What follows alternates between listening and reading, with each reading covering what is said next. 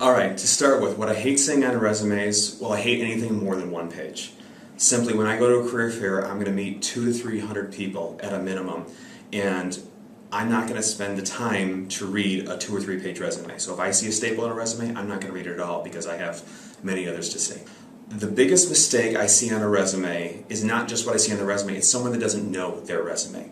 You are responsible for what you put on your resume. You need to be fluent in yourself. So don't just have something on your resume, know how it relates to you and how that makes you a better candidate for whatever you're interested in.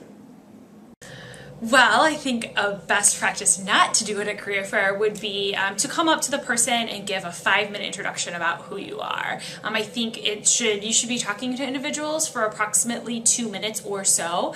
I would also say make sure that you do the research on the company before the career fair. Figure out what part of the company you're most interested in.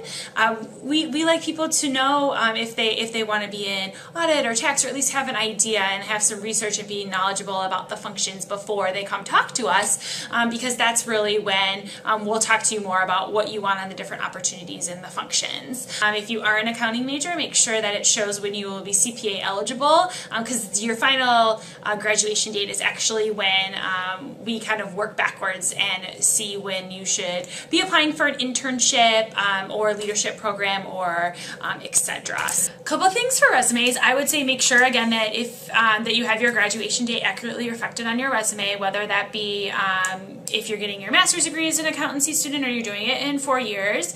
I would also say to make sure that you're accurately reflecting your experiences in all aspects. Even if you were a nanny or working at McDonald's, you definitely learned something that you can bring to the business world. Teamwork, client service, something like that. Communication skills, you definitely have learned something, and so make sure you can pull from all of your previous experiences. Well, the thing to realize about a resume is that it's your foot in the door. So as we're looking at the resume for the first time, we want to make sure that there's consistent formatting, that a student follows through with the same format throughout, and that there's not different formats just mixed within the resume. I would say different types of fonts that are spread throughout, and then not consistent spacing. I think a resume has a couple of things. So one, it has to look formatted. Then the second most important is to just exploit or stand out into to what is your greatest strength. So if you have experience, put that experience up top so I can look at what you've done. If education is your only experience, then exploit that too. So I think you need to be, one, formatted well, and then two, try to exploit or stand out in the most meaningful way in your resume. If you have not had any experience, the most important thing is to do a bit of networking within the school, within clubs, associations, and just kind of get your name out there. I would say what stands out the most on a resume is when I see not just a width of experience, but really the depth of the experience and the things that you get involved with on campus. So I want to see that you weren't just a member in 10 different clubs. I want to see that you really got involved and you took on leadership roles as you move through your years on campus.